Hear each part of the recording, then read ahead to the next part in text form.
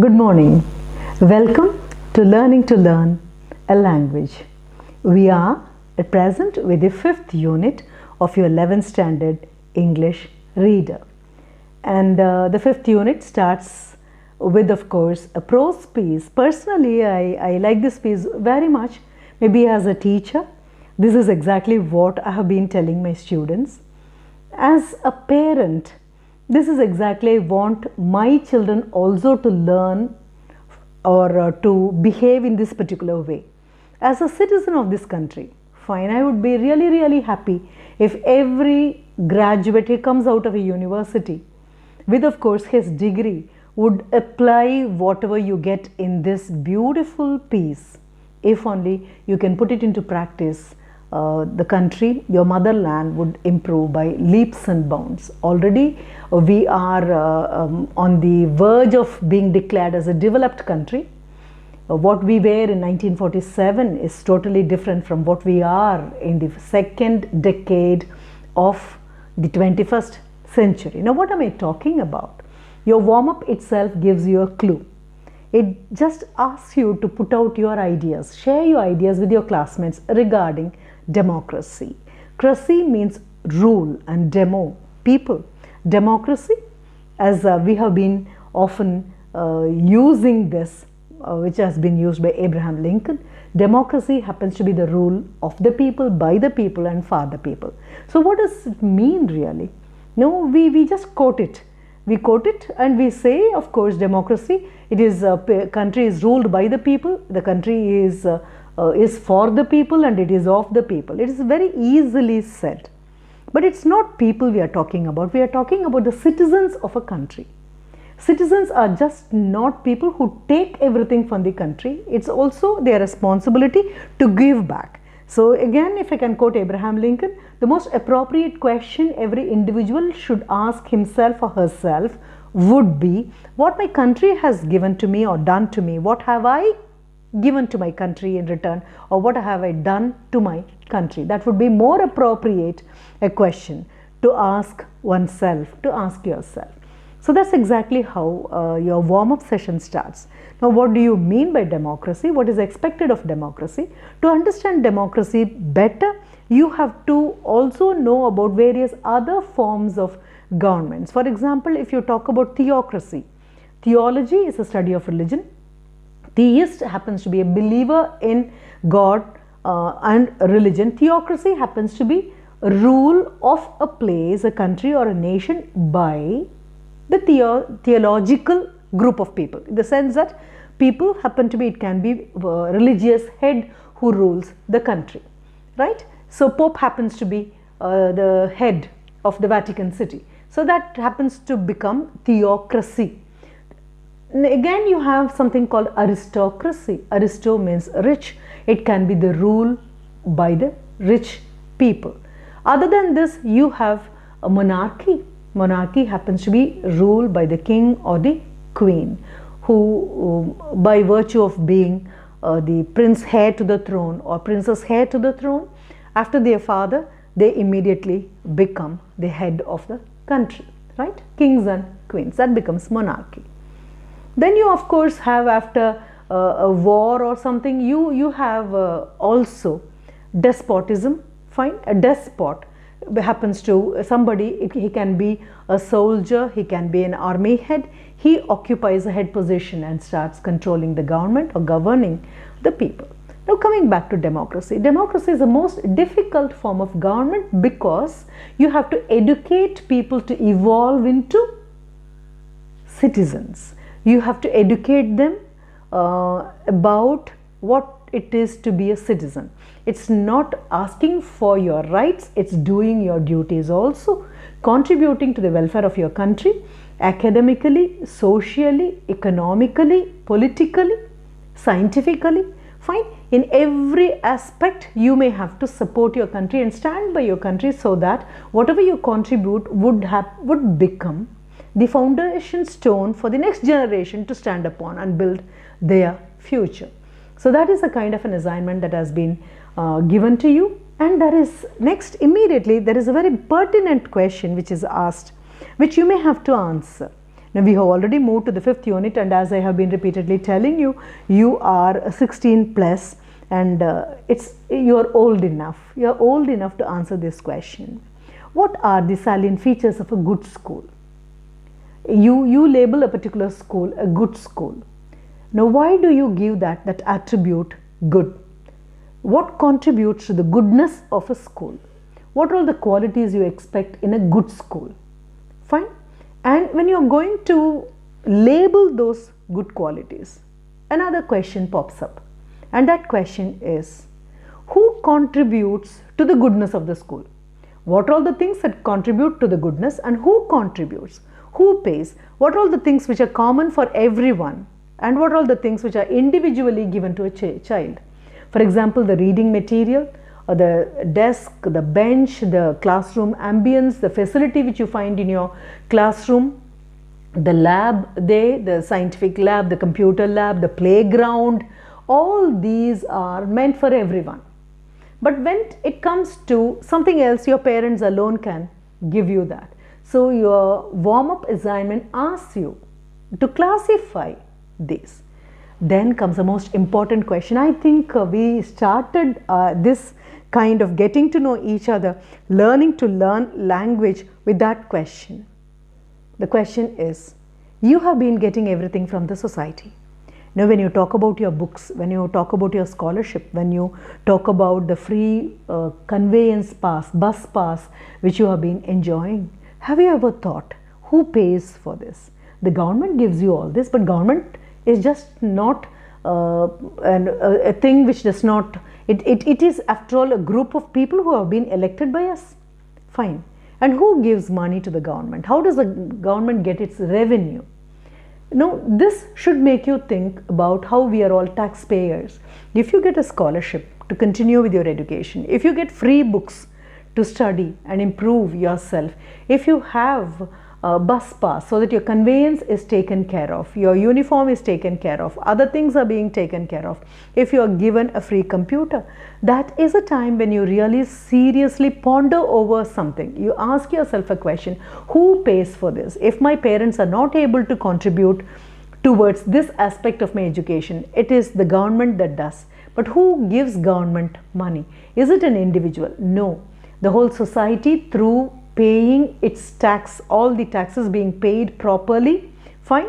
From the taxpayers' money, a huge proportion is moved to improving the human resource, that is your education. Educating a society with the money given by the society is another way of investing on the future of the society. So your warm-up is this time, it is very intensive, it's very extensive, and it's extremely appropriate that even when you go back to your classes, sit there and occupy your benches and desks, you will not scratch on them, you will not ruin them, because you have to know that this bench and desk they have to stay back for the next batch of children who appear. And you will not destroy your books, because these books have been given to you, they have been printed, they have been given to you without any cost, but the real cost has been borne by the society. The society would like to give you education so that you give back the society. You know, your warm-up session also wants you to have a discussion in the class, like young adults seriously taking this question, what is going to be my contribution to the society which has given me so much? Something called education. There are thousands and thousands of children throughout the world who cannot have an access to education when you enjoy the benefits of education. Aren't you to give them back? Aren't you to give back the society from which you have drawn heavily? Right? So you have been asked that question also. Now, why should this kind of an introduction be given to you now when we come to the 5th unit? No, by now you should have guessed.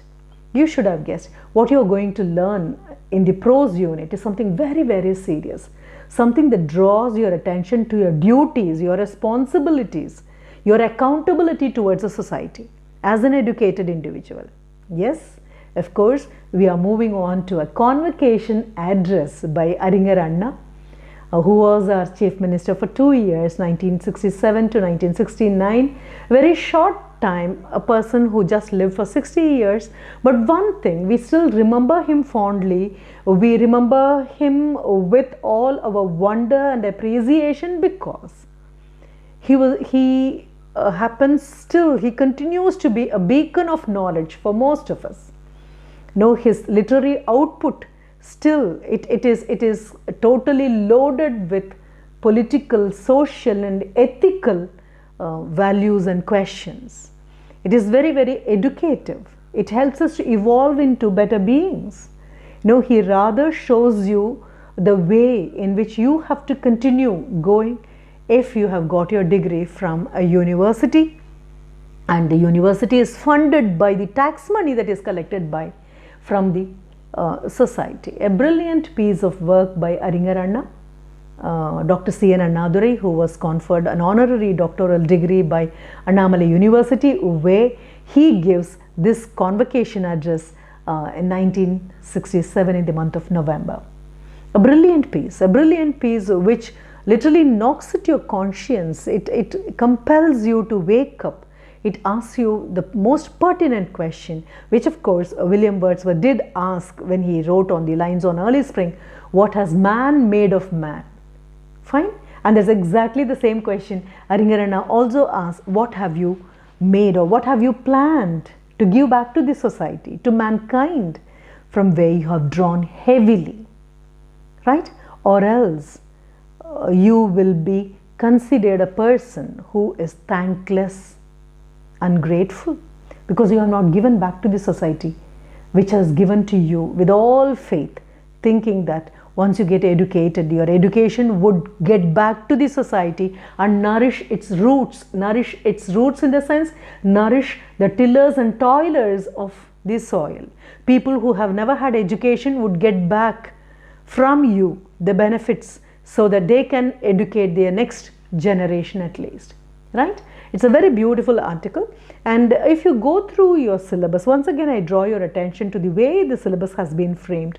You have very personal essays like what Khushwant Singh has got to say, or your Tight Corners, or Robert Lind, or even Mary Kom, when you have got a piece from the autobiography, you have got a brilliant piece from, it's a short story, it can be an anecdote, and now you have got a beautiful piece that has been prescribed for your prose in the 5th unit, first section. It is a speech. So you can understand how the style keeps on changing. This is a very lucid style, a very clear style, and logically it has been arranged, because every word, of course, Aringaranna puts forth. He has pondered over it for a long time, because all the convocation address is never given extempo. Right? It is a prepared text. It's a tailored text. It has got a very specific purpose because it has got a very specific audience. It's of great importance because it has to give a sense of direction to a very specific listening audience. So that has been prescribed to you, and I'm immensely happy because at this juncture you have to necessarily know that you are accountable for every little penny you have drawn from the society for your upliftment, for your improvement, for your education. As the speech commences, you find Aringaranna telling you this one. He is not talking to you, he is rather talking to the bunch of fresh graduates who have assembled there in 1967 at Annamalai University, right? So he addresses them. And he starts with this, stating that I consider this a great honor to stand before you all, the young graduates who are looking brightly at me. You're looking at your bright future. I call this a great honor to stand before you and address you all with a message loaded with very, very specific requests, right? Then he goes on to say, I'm not going to use my experience here. I'm not going to draw from my experience. On the other hand, I'm going to make use of great words used by great educationists in similar circumstances, and I'm going to annotate here and there. I'm going to draw your attention to certain things which you may tend to forget if you do not listen with attention. Then he moves on to make a statement. I rather call it a statement. He says, this is an era of a common man, and I am going to make a presentation. I am going to look at life, or I am going to project life from the point of view of a common man with all his ruggedness. When he says ruggedness, it just refers to the want of opportunity a common man on the road suffers from. He does not get the opportunity which is enjoyed by these children who are going to step out of their universities in flying colors with a degree which makes them employable, which helps them to look at life, the brighter side of life. But that's not the case with ordinary people on the road. So Aringaranna starts with this statement, stating that I am going to look at life, I am going to project life, I am going to draw your attention to life from the point of view of an ordinary man, because this is an era of common man. Now he brings a contrast. How exactly universities were once upon a time. Universities, the seats of knowledge, were once upon a time the prerogative of only the haves, the rich, the royal. The people who belonged to the royal family alone had access to knowledge, access to this kind of education. The universities would cater only to them, so that the educated young men could become ornamental pieces in the royal courts. They may become poets, they may become men of letters in the royal courts. The rest of the people had no clue of what exactly they got from the universities. It was for the personal gain. It never was useful to any ordinary man, common man on the road. Fine. Now this has completely changed. Universities are still the seats of knowledge, but they do not cater to the needs of only the haves, only the rich people, only the aristocrats. Now the universities have thrown open their gates for the ordinary people on the road. They have taken up the responsibility of educating the tillers and toilers of a land. That's exactly why I look at the whole thing from the point of view, from the rugged point of view of a commoner day. Now once these people come inside, because they have not had any experience with education, when they go out, they have to go out not as raw material, they have to go out as finished products. What happens now? The universities have to become more responsible and accountable, because they have got the great job of tailoring and tinkering and making every individual, every common man who enters the portals of a university has to go back as a citizen. He has to be educated with the responsibilities. He has to know the responsibilities of being a citizen. He cannot go back as a common man. No, this was not the case once upon a time. Once upon a time, people who were rich, who were affluent alone entered the university, where the university's role was something totally different. It has to make them suitable for the royal courts so that their individual lives would flourish. That's not the case now. Here, every individual who enters has had no experience in being a citizen of the country. He does not know anything about democracy. He does not know his accountability. He does not know his duties. Now it is the duty of the university to educate him, to tailor him, to make him suitable to go out into the world, help the society for its betterment. At this juncture, he makes use of the beautiful quotation drawn from the speech of Dr. S. Radhakrishnan, the speech which was made at Brussels. Now he says, he quotes Dr. Radhakrishnan, and he states that democracy is the most difficult form of government. Unlike the other governments, other forms of governments, if it is aristocracy, the responsibility of ruling the people is taken up by the royal family, right? If it happens to be theocracy, again, as I told you in the introduction, one religious head would rather take up that. But as it happens to be democracy, by the people, of the people, and for the people, you have to educate people to know their responsibility, and every little problem has to be looked at as a challenge, and every little problem has to be looked at as an opportunity. So people will have to be educated by the university to look only the positive aspect of every problem, and education helps you. It does not give you a solution for a problem, it rather helps you to look at various possible solutions for a problem, that you do not sit and lament over facing a problem, you rather jubilate over getting a chance to solve the problem. Fine.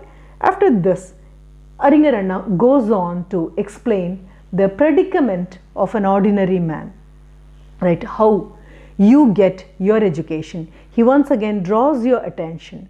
Fine. You evolve into a better being, you evolve in your financial status, but unless you pay it back to the government, the coffer of the government can never fill. How will the government run? How will the government be in a position to rule the people, help the people? For example, if I can draw your attention to laying off a road or supplying electricity to the nook and corner of every little village, so that a little child in some remotest part of the village gets an access to electricity, so that at night he can sit and prepare for his classes. Fine. All these would become impossible if the educated young men look out for greener pastures and think only of their future, if they do not think of paying back to the soil. Paying back to the soil, when I say soil, I am talking about paying back to the ordinary people. Unless they remember the farmers who have not got the chance of educating themselves, unless they remember, as he repeatedly, so beautifully he puts it, the tillers and toilers of the soil. People who day in and day out toil some way, people who till the soil, who are the farmers, who still do not have education, who are still finding it difficult to send their children to the universities where you got your education. If they have to come up in life, if they have to find enlightenment, you have to play your role of supporting them. You have to play your role of giving back what you have taken from the society.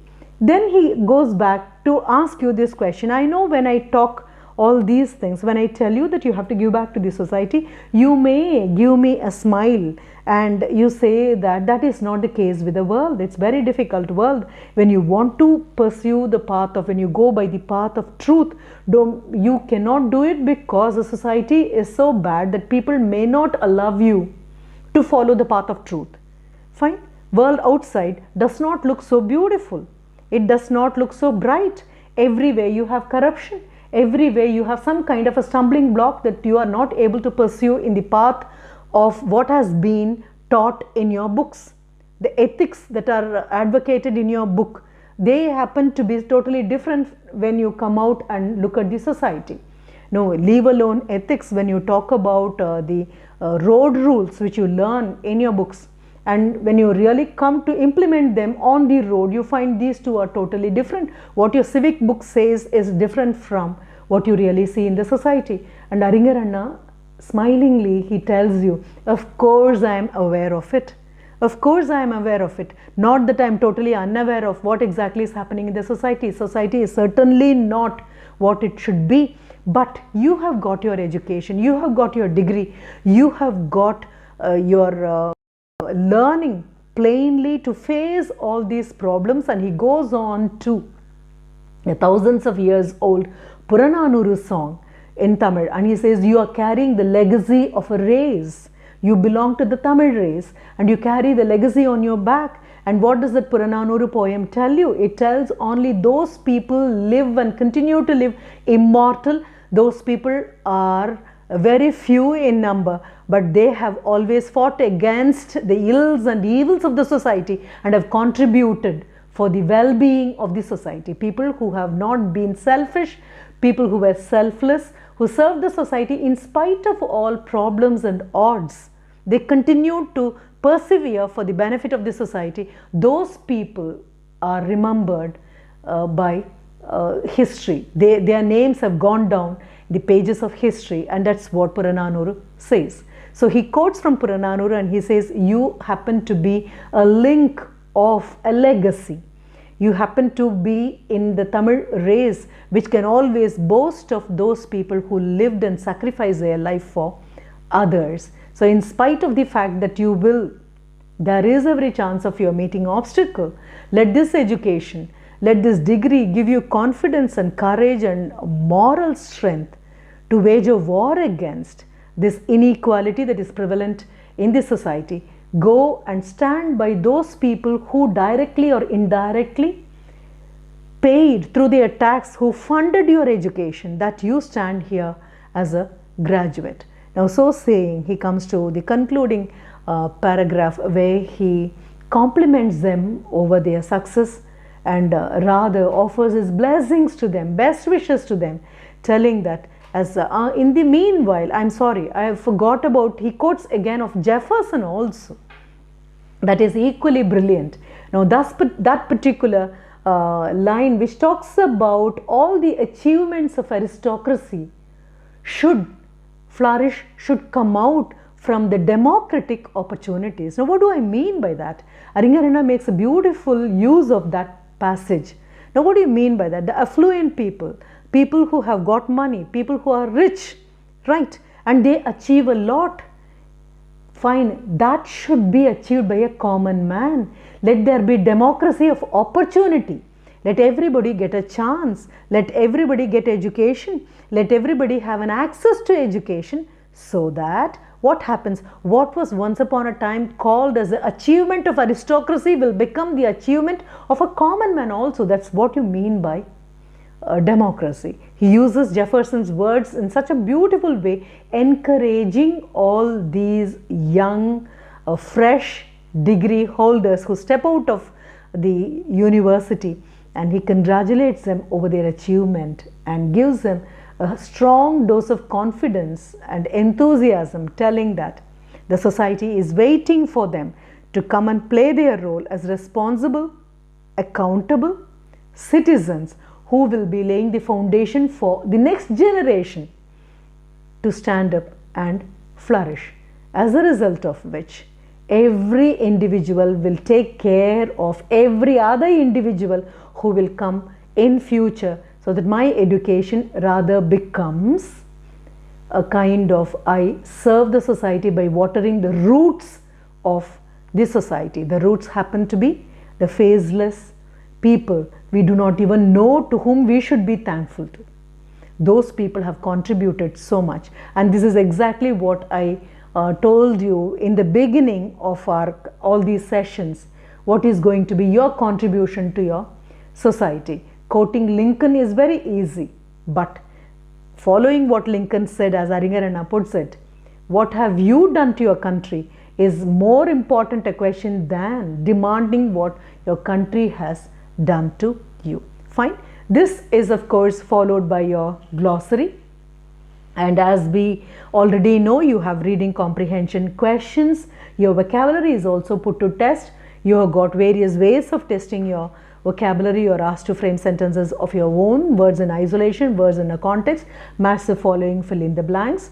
Okay, when it comes to grammar part, right, now we move on to something very important.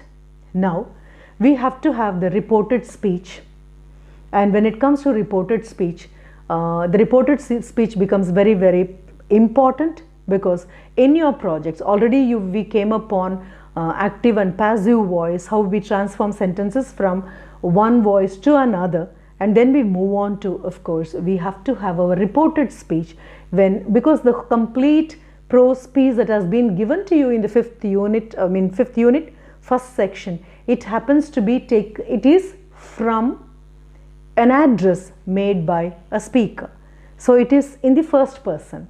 So if you have to report, just imagine that you are a newspaper reporter. How would you quote? Will you put the complete text within quotation?